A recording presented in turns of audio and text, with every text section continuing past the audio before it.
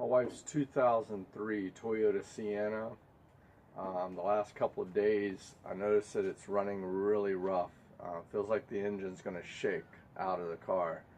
I put my code reader on it and it read a P0306, and that was a misfire on cylinder 6.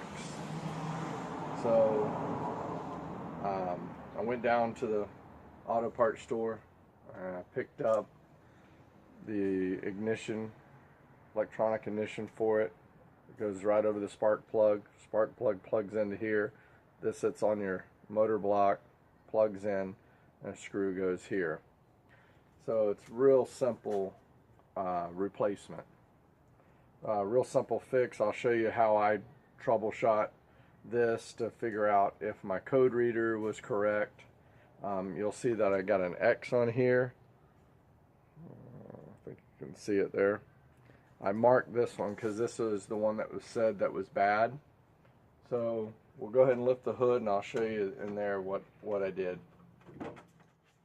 Okay, what we have here is the top of the engine of my wife's Toyota Sienna.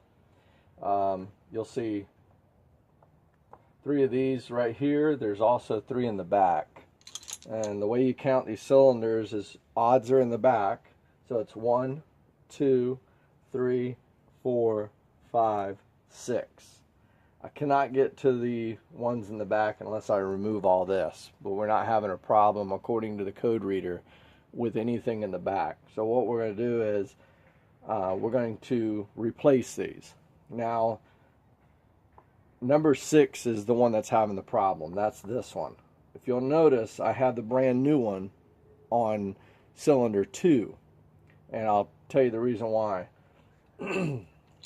What I did was, since I got the code on cylinder 6, I took cylinder 6, and if you remember, I had the X on the top of the old one, and I took the old one and put it to cylinder number 2, and then I ran my car, ran the code reader, and it came up with cylinder 2 misfire. So I was pretty confident that this is my problem. So I went down to Advanced Auto Parts.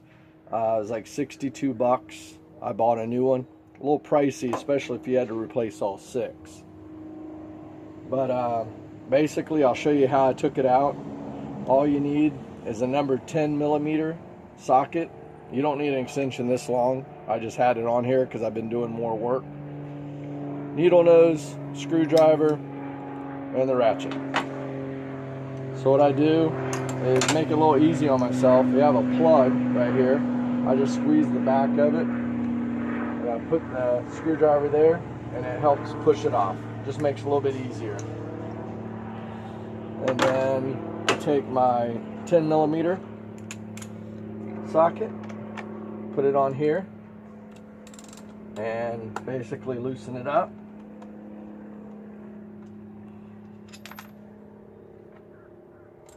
And it just pulls straight out. There's one. And to put it back in, it's just the opposite. Push it all the way down. Line up your hole here. Put your 10 millimeter socket back on there. And just give it a nice little, hand tight. You don't have to overdo it. And then plug this back in. That's all there is to replace it. Once I did this, I had no more error codes, and the engine is running very smoothly. The information my wife gave me is she felt like the engine was going to cut out, that it was going to, the engine was going to jump out of the car. It did inside, you could feel it, vibration, a lot of vibration. When you were driving at normal speeds, you didn't feel anything. You didn't have an issue. There was a little bit of loss of power. I could tell that. But when you slow down to stop at a red light or a stop sign, the whole car would just start shaking. Once I did this, it stopped. I'll put the part number on there, and everything on the on the video. That way you'll have it if you need it. If you have any questions, send me some questions. I am not a mechanic. I just do this to save money, and if this helps you, great. If you know what you're doing and this video is boring to you, then I appreciate you watching anyways. Thanks. The reason why I left this on cylinder 6 and did not move it, on cylinder 2, I'm sorry, did not move it back to cylinder 6. The reason why is because it doesn't matter. I wasn't going to go through the process of moving them left and right. They all do the same job, and it wouldn't have made a difference. So I went on and took the old one out because I moved it over here to test it and just put the new one in, and I was done. 5-minute job.